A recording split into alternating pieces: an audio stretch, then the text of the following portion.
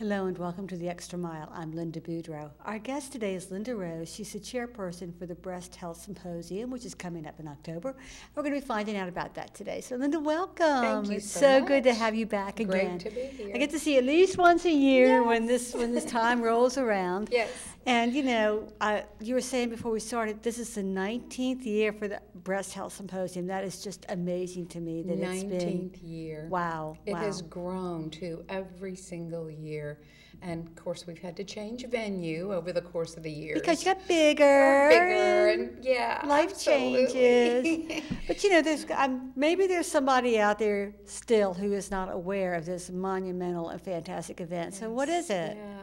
Well, the Breast Health Symposium is organized by a group of ladies who started the Institute of Breast Health 19 years ago, and who started with a group of oncology nurses. And they were just real dedicated to bringing information about breast health and supporting women who were diagnosed with breast cancer to our community.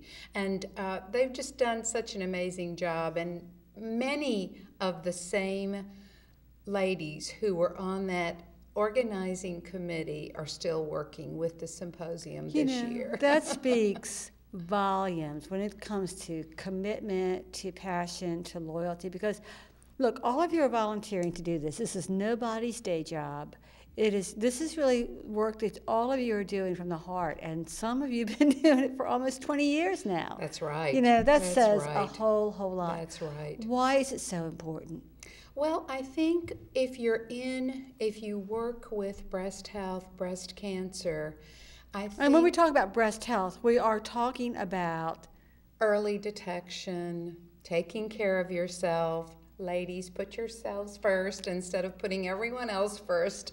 This is a breast cancer awareness initiative. Correct. Yeah. Correct. Yeah. Because early detection is the best protection.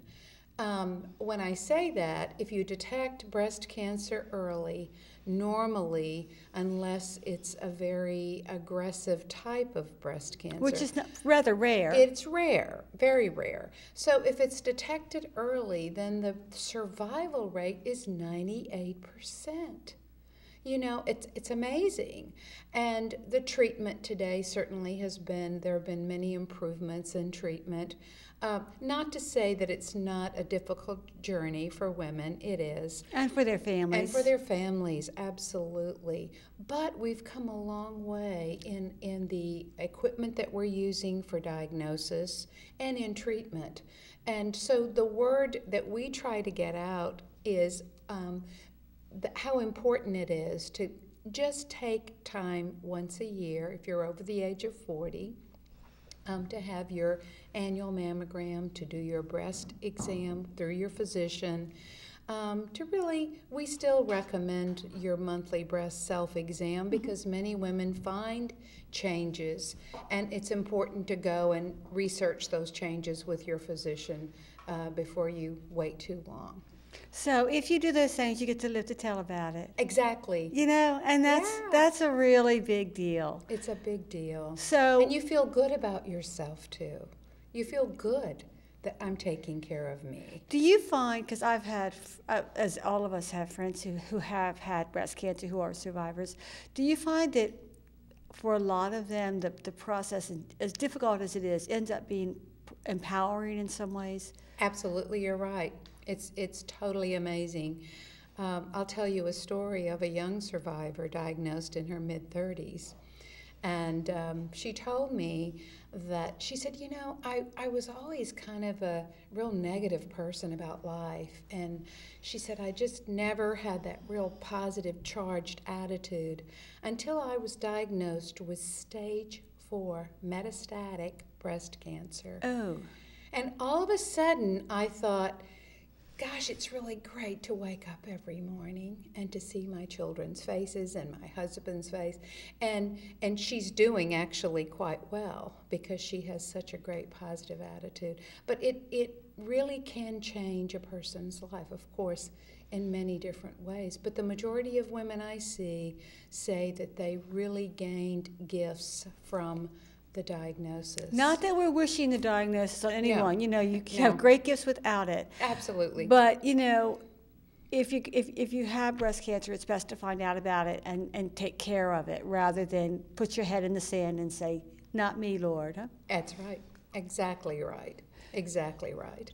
So that's what we really try. The Institute of Breast Health is all about education, providing information, resources, and that's why at the symposium, it's a wonderful time for many different facilities in our community, whether it be breast imaging or whether it be the treatment facilities, the cancer centers, or businesses that provide the prosthesis, the wigs, the so forth, for the patients during their treatment, Miles Perret, many of the organizations to come and set up booths to share with the community all of the different resources that are available. And we do have a lot of resources. We do. We're so blessed in this community. Do we have enough? I really think for now we do. As our community continues to grow, I think there's always opportunity to grow even more, grow the facilities even more. But just recently, I mean, the last few years, 2 major hospitals in our community have opened cancer centers.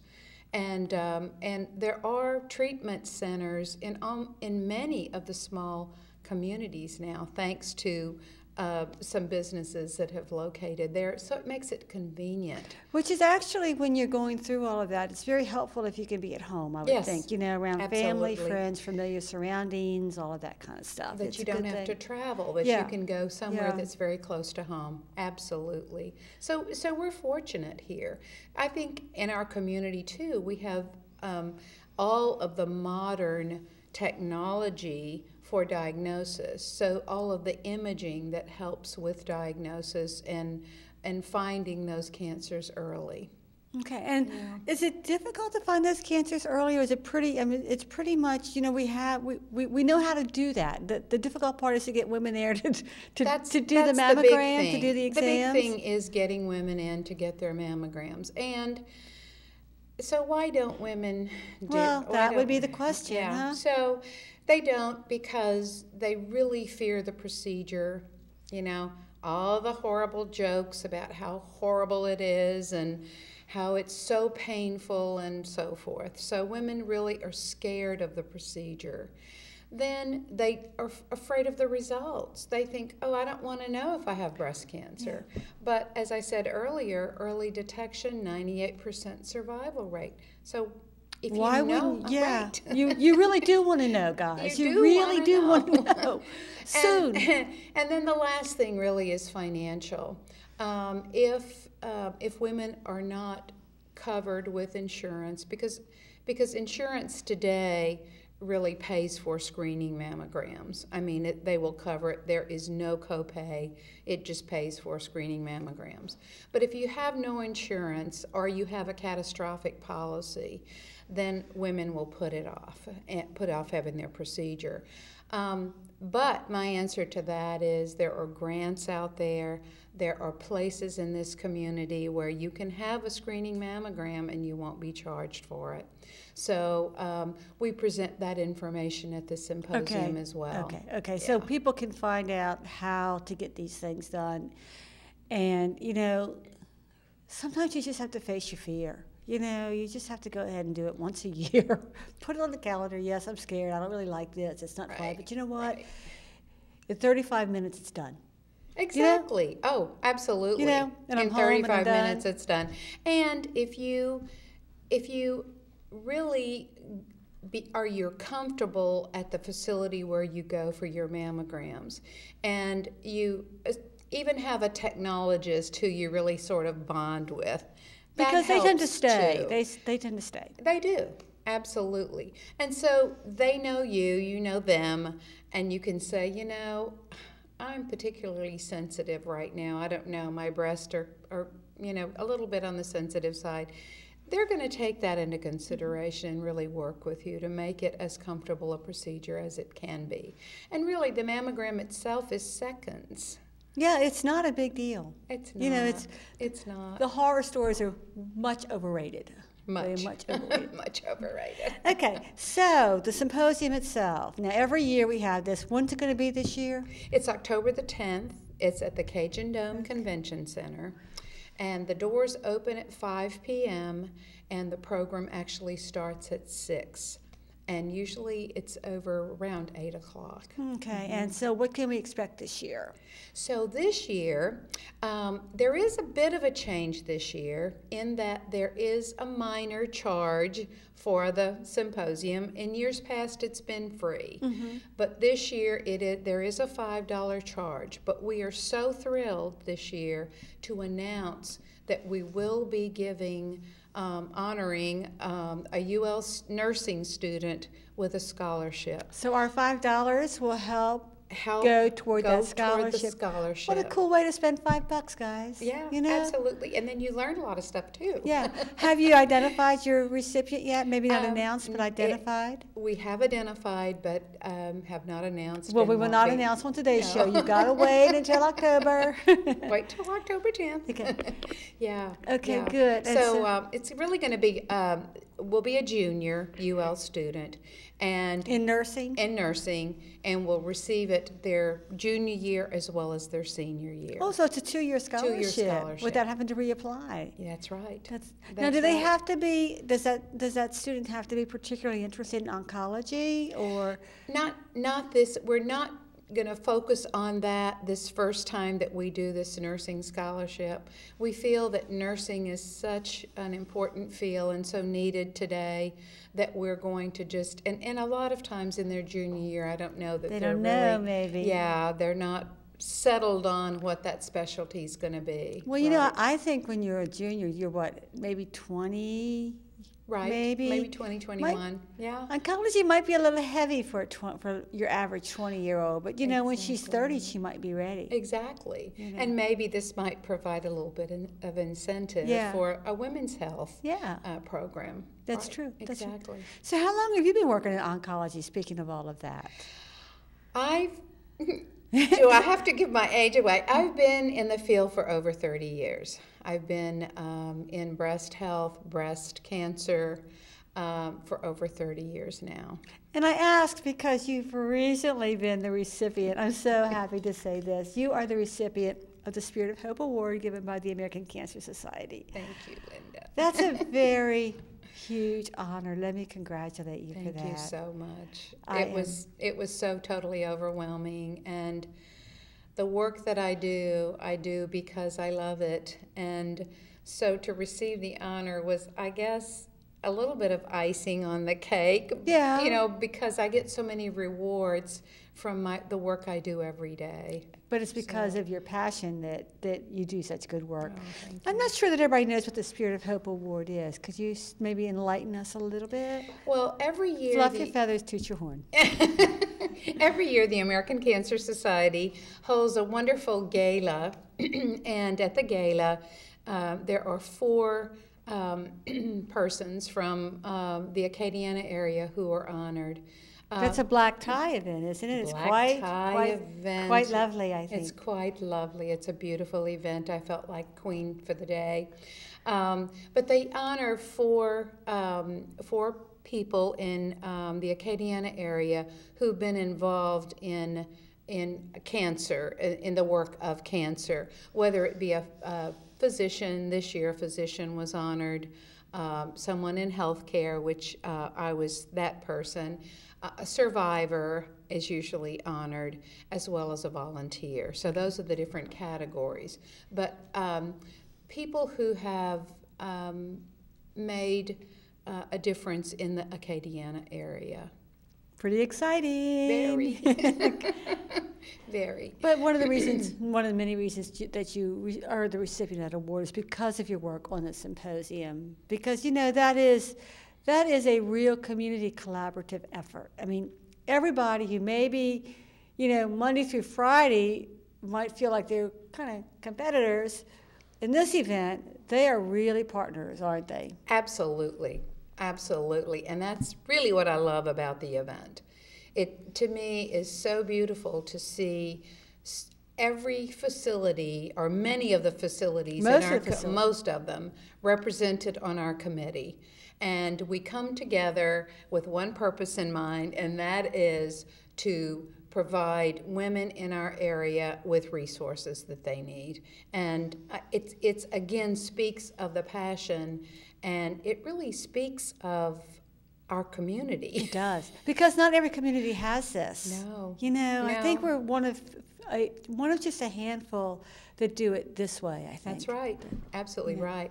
The other beautiful thing is, Linda, last year we had over 800 participants, and it's grown, as I mentioned, every year. And to think that you have been able to provide 800 women and caregivers and friends and family with information that's going to be very valuable for them.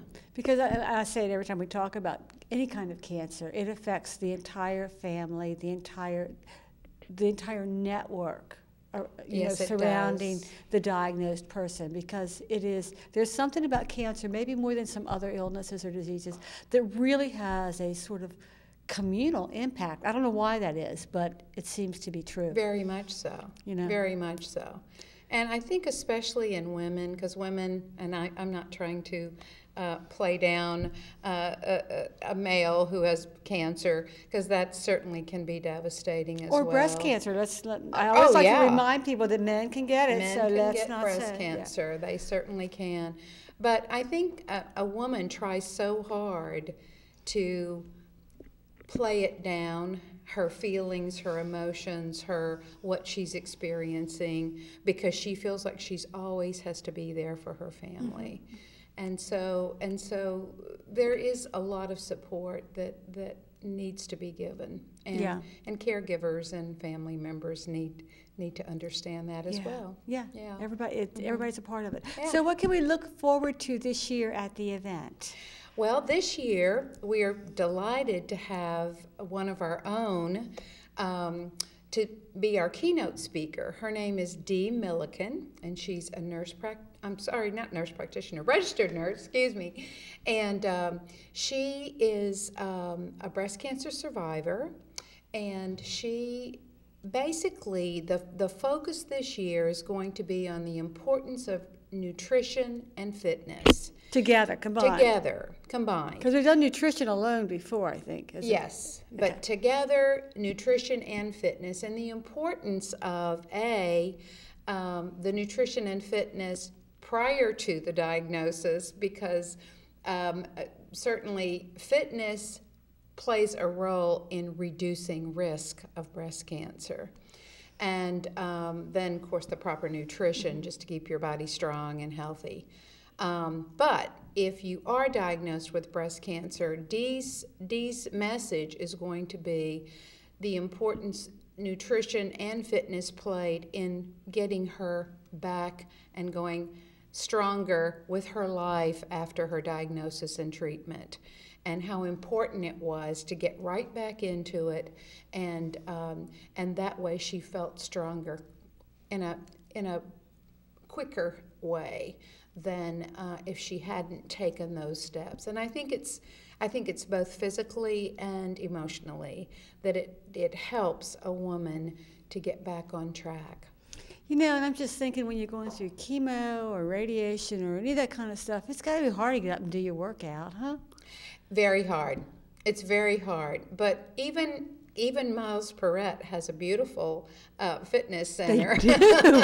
They do. And they encourage women, if you are feeling up to it, to go and take part in the different classes that they have. Even if it's a little bit. Even if it's a little bit. And some of our survivors have talked about yoga and how yoga has helped them so beautifully feel so much better about themselves and about the direction that they're going in. Okay, so you did that same old mind-body connection, spirit-mind body. You just can't separate the various parts of who and what we are. That's right. That's right. So that's going to be our real focus this year. Okay. We do have 30 beautiful survivors who are going to be modeling clothing from local stores, and the day is really for them as we sort of pamper them with a lovely luncheon and trip to spas and. It's just a feel-good day, and they're queen for the day. So hair and makeup, wigs and makeup, whatever we need. A little massaging here and there, and then many of them who have never been on a runway before in their lives have the excitement of actually walking down that runway to some lively music and hearing the cheers and support from the crowd. So it's a very uplifting kind of event, and Absolutely. it's this whole thing is to celebrate life. Am I right about that? Correct. Okay. Celebrate life, and you can celebrate life even if you're haven't been diagnosed. Many of us let's do. That's what we should be doing. But many of us have been through challenges in life, and I even consider myself a survivor, even though I've never been diagnosed with cancer. But life can present its little challenges. It'll do it to So you. it's good for all of us to take that moment to say, you know what, life is really good, and there's an awful lot to be grateful for. So it's a night for everyone to have a nice celebration. It's probably a good reminder just across the board. Absolutely. Absolutely. So about joy, I guess, huh? About joy. Yeah, and so many. So when the doors open at 5, there will be vendors from many of the different organizations that I've referred to, medical facilities or some other businesses that assist with resources and equipment and so forth. And they'll be there from 5 to 6, and they will be handing out information and resources for anyone who will be attending the event. Snacks, refreshments, food, all that again there's this year? Wonderful food too, absolutely. Yeah, feed them, they will come kind of thing. That's part of the celebration. It is, it really is.